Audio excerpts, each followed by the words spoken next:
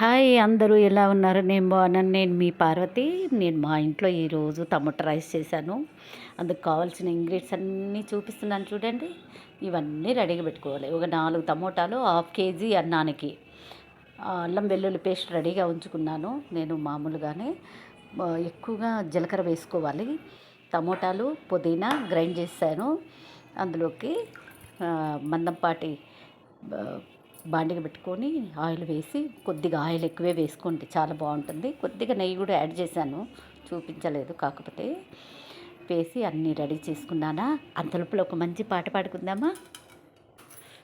పిలిచే నా మదిలో వలపే నీ బెసుమా, పిలిచే నా మదిలో వలపే నీ బెసుమా, రారాజు ఎవరైనా నారాజు నీవే సుమా, పిలిచే నా మదిలో వలపే నీవే సుమా, చుక్కలే తెగిపోని సూర్యుడే దిగిరాని, చుక్కలే తెగిపోని సూర్యుడే దిగిరాని, ఈ ప్రేమ మారదులే, ఈ జ్యోతి ఆరదులే, ఎన్ని జన్మలకైనా తోడుగా ఉంటానులే.